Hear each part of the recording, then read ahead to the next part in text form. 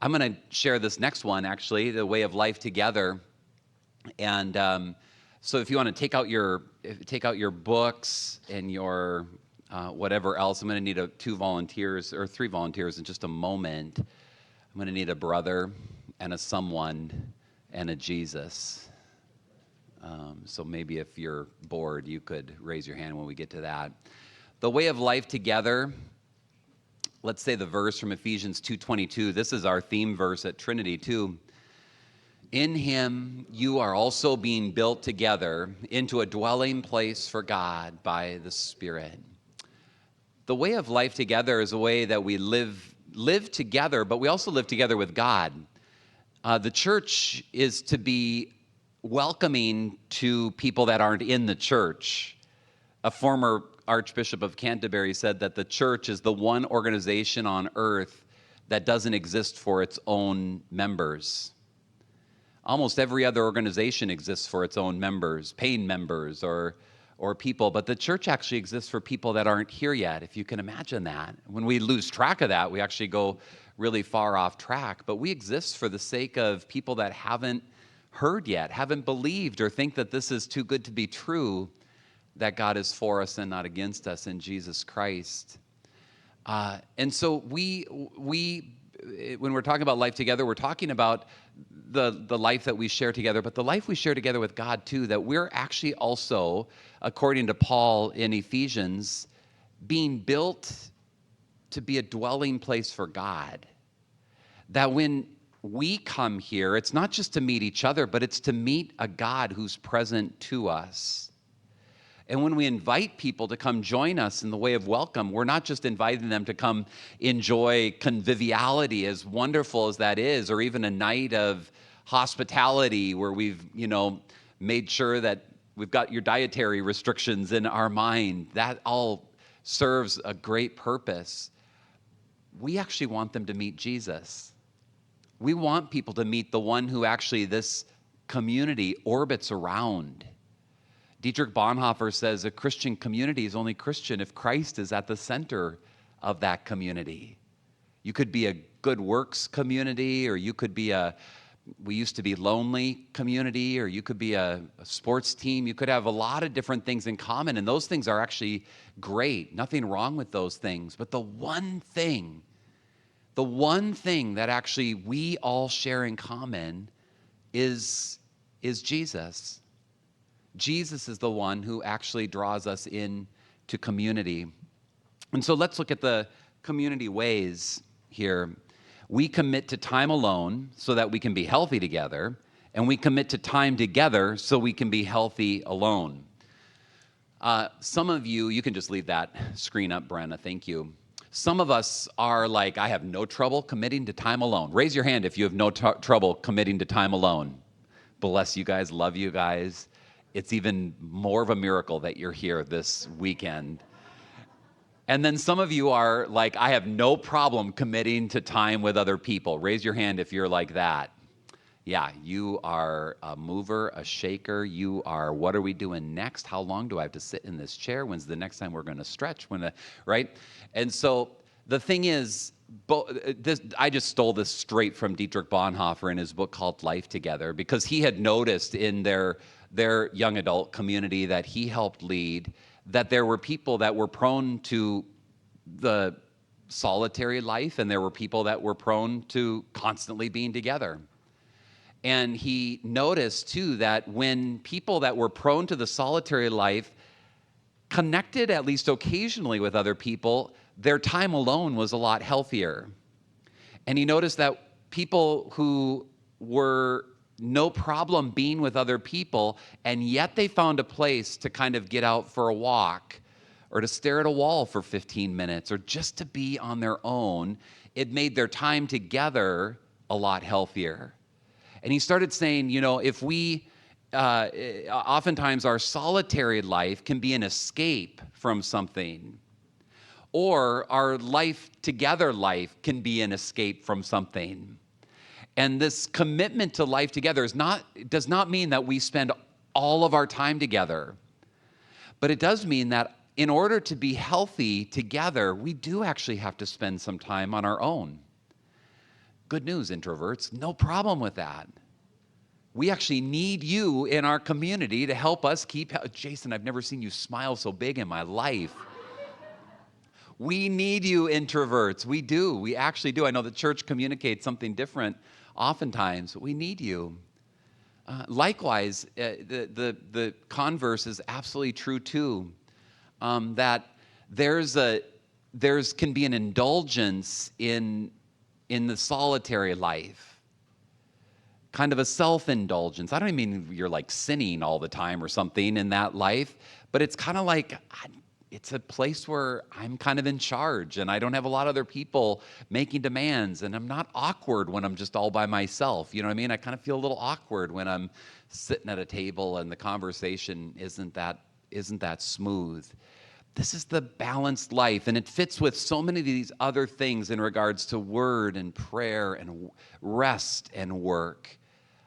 This is in a sense the balanced life. What is God calling me to? Some part of it, and God bless you if you continue to major in solitary or major in being with other people. Let that be so healthy, because you're not always with other people. You're not always on your own. The next one says we commit to resist any relational triangle that puts us in the role of savior, victim, persecutor, hero, victim, villain. And we commit to resist putting the other into these roles as well. So it's a little clip art there, hero, victim, villain. I kind of like that language a little bit better. It doesn't need so much explanation. Now I need a couple volunteers. I need a brother. Can I have a brother come up? Come on up, Austin. I'll give you your sheet. You actually don't have anything to say, okay? And I need a Jesus. Could I get a Jesus? It's a hard one to. Oh yeah, Alyssa, thank you. You have a little bit to say. I have it highlighted here. I'll be the narrator. This is from Luke in chapter 12. And then I need a someone. Can I get a someone? Justin, yes, you are a perfect someone. What I want you guys to do is I want you to stand in a triangle. You guys stand in a triangle. And we're just going to read a couple verses actually from Luke chapter 12. I got to find it. And I'll be the narrator, and then you guys fill in the blanks, okay? You can act it out with drama if you'd like to. Someone in the crowd said to Jesus, "Teacher, tell my brother to divide the inheritance with me." But Jesus said to him, "Man, who made me a judge or arbiter over you?" and he said to them, "Take care and be on your guard against all covetousness, for one's life does not consist in the abundance of his possessions." This is the word of the Lord. Thanks be to God. Literally, that was the word of the Lord. That was Jesus. Good job. And way to go, brother. Just being there, quiet, was the exact right thing. You guys can be seated. What we see here, and this isn't the first time actually, but what we see here is a drama triangle, it's called. Look it up if you want to know more. This will both save your life and ruin your life simultaneously when you start to find the drama triangle. The drama triangle is assigning a role to someone else. Now, who was assigning a role in this little passage? Anybody know? Someone, yes. Someone was assigning a role to both the brother and actually to Jesus. What was the role out of those three that are there, hero, villain, victim? What was the role someone was assigning to the brother? Villain, easy, right? And what was the role that someone was assigning to Jesus? Hero. What was the role that Jesus was not willing to take? Victim, villain, or hero. Actually, Jesus was not playing. In fact, Jesus says, "Man, why are you putting me into that triangle? I didn't come to live in that triangle." The ironic thing about it is Jesus actually is the Savior, right? He actually is the hero. Happened also with Mary and Martha, if you remember that story. Mary and Martha were sisters. Drama triangle stuff is big in families. Let me tell you, it's the most natural place for drama triangle to take place is in immediate families. And it's assigning someone else a role that they aren't meant to take. So do you remember the story of Mary and Martha? Who was the worker? Martha. Who was the sit and listen to Jesus at his feet? Mary. And so the roles are shaping up, right? Because Martha, huffing and puffing as she's doing all of her work throughout the day, she comes to Jesus and says, won't you tell my sister to get busy, right? And so Martha's assigning what role to Jesus? What role is she assigning to her sister? Villain. Now here's the crazy thing. You don't see it on this triangle, but have you ever played a game where you have to flick the little thing and the little thing goes around and around in a circle? That is the drama triangle. This is terrifying because you think it's all stable. That person's the villain, that person's the hero, that person is the victim. Not for long. Before you know it, all the roles have shifted. How does it get played out in our lives? A million different ways. And once we start to notice this, it's helpful, but also hard to start unnoticing it.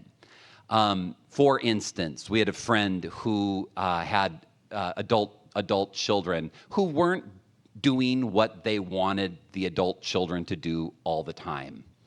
And so the parents were in a constant sense of hero, typically, in their kids' lives. One kid in particular they talk about who had just this track record of kind of victim mentality, just couldn't get their life together, couldn't get their documentation straight, couldn't get their finances straight, couldn't get their recovery from some addiction stuff straight, couldn't get their driver's license in time, couldn't get their insurance paid, couldn't get their, and you get the point. And so who came to the rescue every time? Mom and dad. Mom and dad showed up every single time because they were holding it.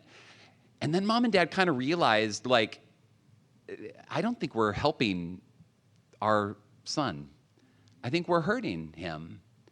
And so they had like a come to Jesus moment with the son and said, we can't keep doing what we've been doing. And the son said, oh, thanks, mom and dad. That's no problem. It's great. No, that's not what the son said. What did the son say to the mom and dad? What? How am I supposed to even survive? Do you know what kind of world we're living in right now? And the parents went, you ungrateful, right? Because the roles shifted. The parents went from hero to what? Villain. So quick. A snap of the fingers, and the parents switched roles, and the kids switched roles. The kids switched roles from victim to villain at that point. And the parents had to work this out. They had to think about it. They had to figure it out. They spinned around. Finally, the parents, kind of got their resources back together, and they felt energized again. They thought, yeah, we can help our son again. And so they went back to helping. And so where did the son go? Where did the parents go? They were dizzy by the end of it all. I mean, they were spinning. And they got this teaching actually about, not from me, I got it from them. They got this teaching about the triangle, the drama triangle, and they started realizing that they didn't have to live with these three options with other people. Now, the dad was pastor of a church. Mom was full-time in the church, kind of like Joy and myself. And they started to recognize this is all over the place in our church. They worked in a non-governmental organization in Africa. They gave this teaching in Tanzania, and a Tanzanian pastor raised his hand and he says, we were born in the triangle. He said, there's a whole area of research, a great book called When Helping Hurts. And it's, applicable both in your local little home, but it's also applicable in governmental aid to nations. that oftentimes the goodwill of the hero actually communicates to the victim, you're not empowered to live your own life. You don't have what it takes to grow up and to be who God has called you to be. And we find not only with these three roles, but in community life, it's easy to categorize people. They're the responsible one. They're the funny one. They're the lazy one. When it comes time for doing the dishes, they always seem to find something else to do, right? They're the good singer. They're the, you fill in the blanks. But it's easy to categorize people. And what we're doing in this way is resisting categorization. We're resisting categorization of ourselves, and we're resisting categorization of others.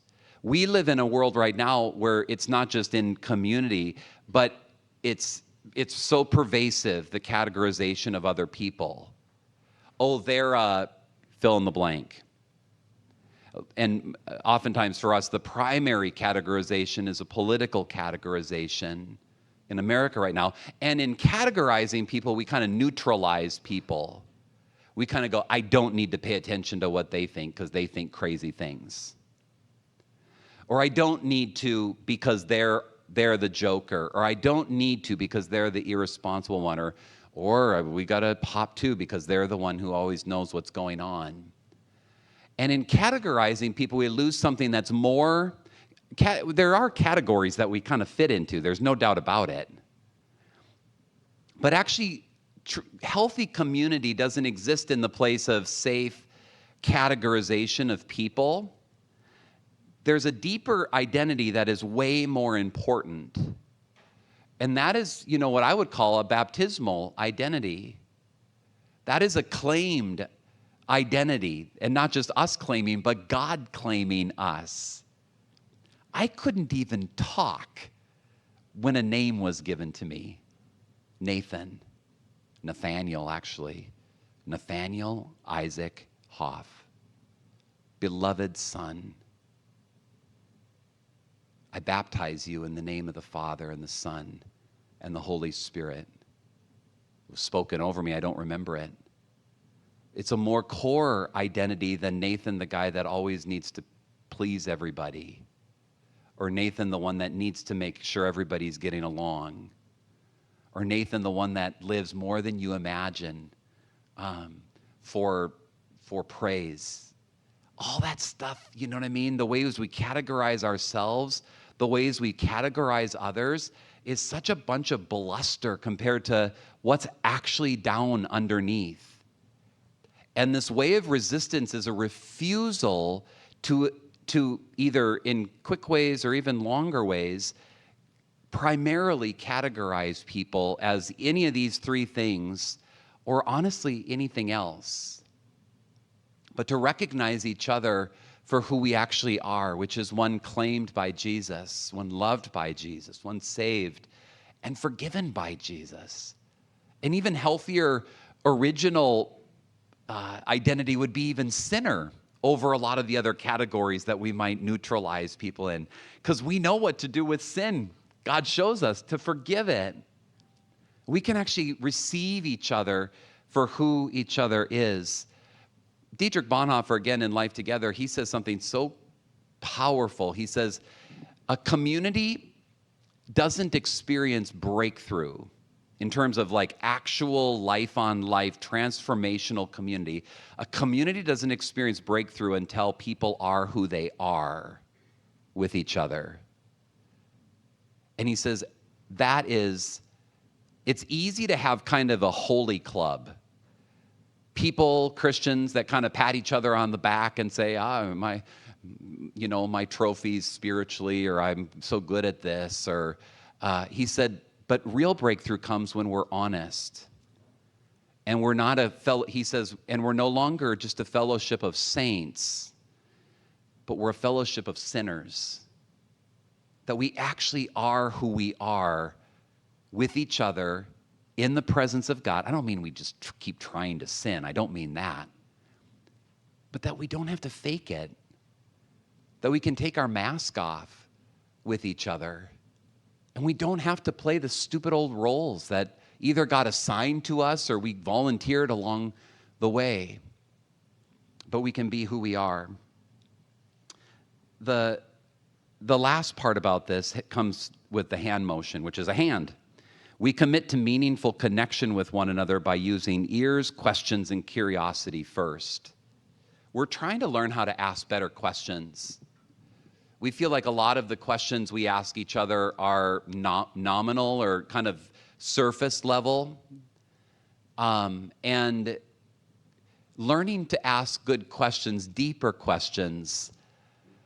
I love what Julia said in our discussion about movies. She said, when I was a little, I hope you don't, I'm not gonna, I don't think it's too vulnerable, but she says, when I was a kid, I loved uncomplicated characters. And when I've gotten older, I respect depth to characters in movies. There is depth to the characters in a community. There are levels we can't see. There's wounds that we bear that we have no idea about. It was interesting, I forget who it was, there's this brash person on the news, and they were dealing with something politically, and it was just kind of like, so aggressive. And the journalist called the same person the next day, wasn't on camera, wasn't on tape, just to say, I want to know where this is coming from. How did you come by your convictions? That's a deeper question. That's a deeper question. And do you know what the person said? Nothing at first. They just started crying. They were not brash. They were not aggressive. They were carrying a wound that was coming out in ways that were self-protective. But when they got one-on-one and they asked the next question, like, how did you come by those convictions? Underneath it was insecurity. Underneath it was a sense that it needed to be compensated. The tenderness, the wound needed to be compensated with a bunch of other mask stuff. But thank God for people who ask another question, who ask a deeper question. My kids, a couple of them, the guys actually, Annika, you're off the hook if she's in the room. Maybe she's helping watch the kids right now. During my sabbatical, we had a thing we called, what do we call it? I forget. I don't even remember what we called it. But we'd go out to breakfast and we'd cover questions, man questions. And they made a brainstorm themselves. They were just little.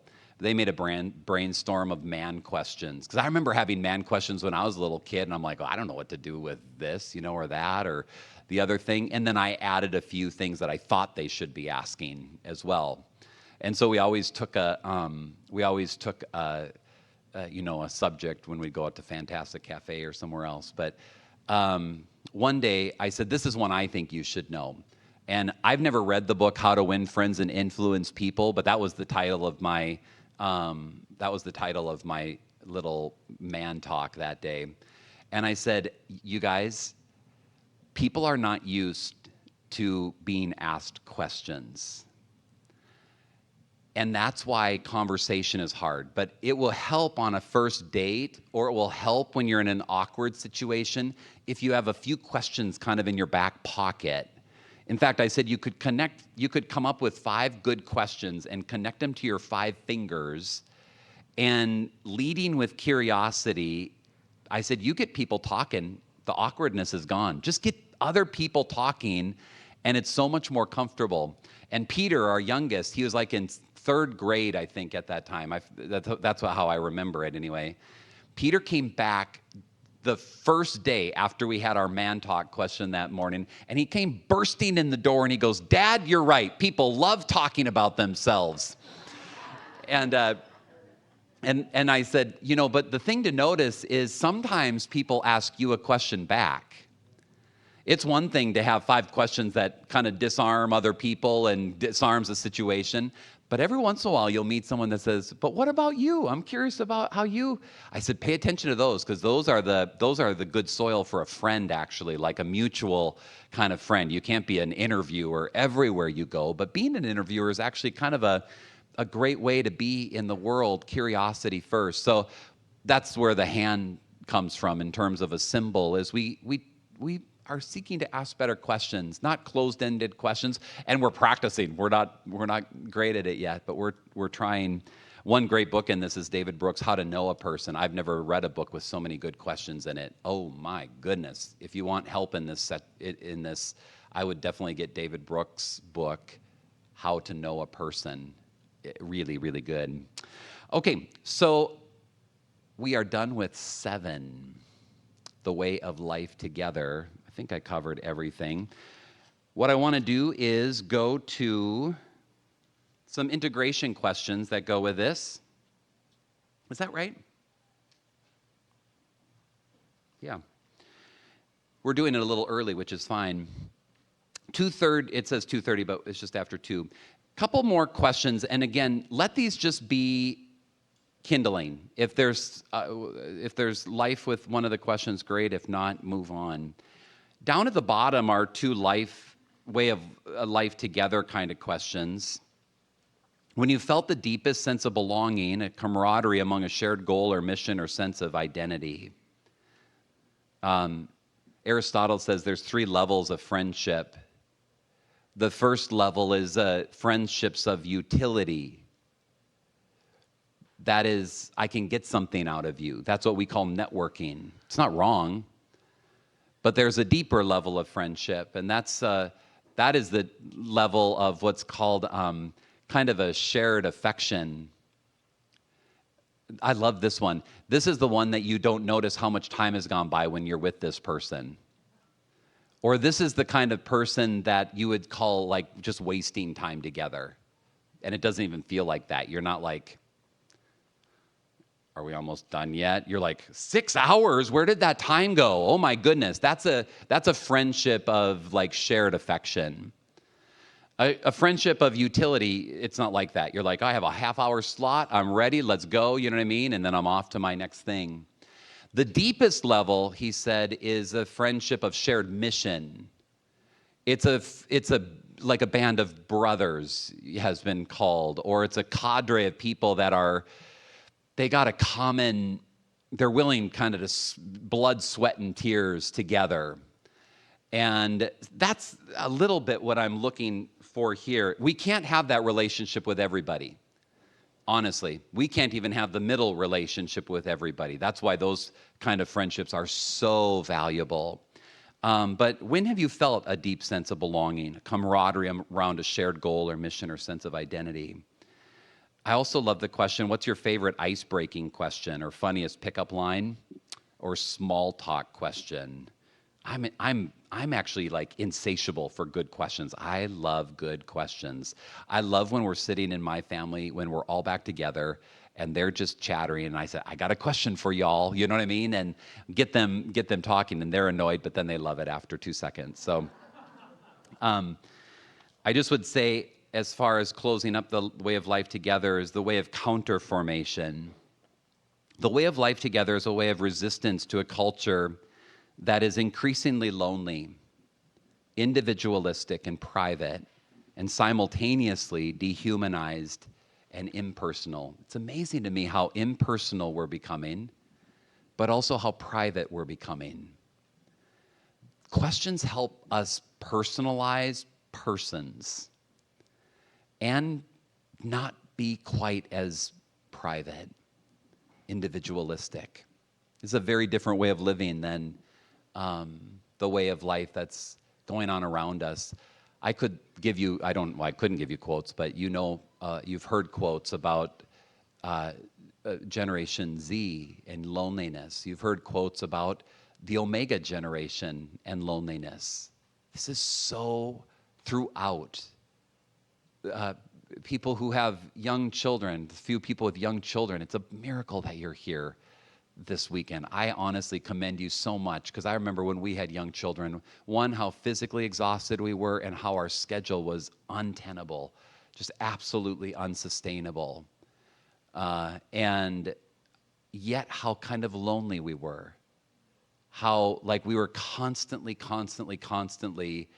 active and kind of following our kids wherever their schedule led us, with a lot of other parents that were also exhausted and following their schedule wherever it led them. And I wouldn't trade it for the world, but it was the conditions made for kind of a lonely existence. If we ever had a moment that we could just be with other people our age, we almost just always chose to stay home. You know what I mean? Like, oh, we were so glad if something got canceled. Have you guys ever felt like that? I mean, I remember just like, I got so excited one night that stuff got canceled. I couldn't even go to sleep. I was so excited, you know? It was so exciting that things got canceled.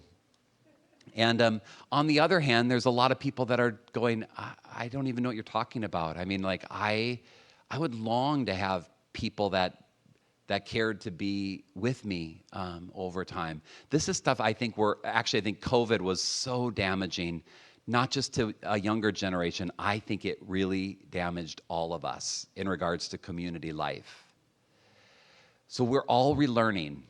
We're all relearning this way. And I really think it's a helpful one to learn.